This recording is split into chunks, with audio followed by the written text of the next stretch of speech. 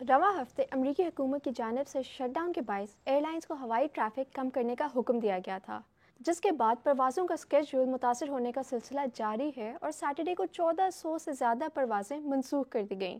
Flights की आमद-ओ-रफ्त पर नज़र रखने वाले ट्रैकर फ़्लाइट अवेयर के मुताबिक तकरीबन 6000 फ़्लाइट्स ताख़ीर का शिकार हुईं, जबकि जुम्मे को 7000 फ़्लाइट्स को ताख़ीर का सामना करना पड़ा। तो आखिर अमरीकी हुकूमत की जानिब से शटडाउन क्यों किया गया? अमरीकी फेडरल एविएशन एडमिनिस्ट्रेशन FAA ने गुज़श्ता हफ्ते ऐलान किया था कि मुल्क के मसरूफ़ तरीन हवाई अड्डों में से 40 पर हवाई सफ़र को 10% तक कम कर दिया जाएगा।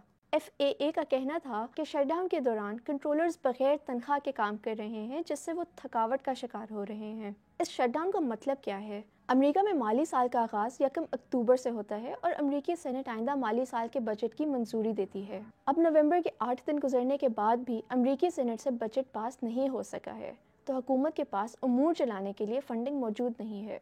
अमेरिका में शटडाउन का मतलब ये है कि वो तमाम हुकूमती मुलाजमीन जिनकी सर्विसेज के बगैर हुकूमत के बुनियादी अमूर चल सकते हैं, उन्हें छुट्टी पर भेज दिया जाता है, जबकि इंतहाई ज़रूरी शोबों के मुलाजमीन काम करते रहते हैं। सेनेट में बजट की मंजूरी के लिए हुकूमत को डेमोक्रेट्स की हिमायत की ज़रूरत होती है और डेमोक्रेट्स ने बजट को मंजूर करने के लिए कुछ शराइत सामने रखी हैं। डेमोक्रेट्स चाहते हैं कि पब्लिक हेल्थ और दीगर महकमों में जो कटौतियाँ की गई हैं उन्हें वापस लिया जाए। डेमोक्रेट्स की चंद शराइत में से एक कम आमदन वाले तबकों के लिए हेल्थ इंश्योरेंस में सब्सिडी बरकरार रखना है।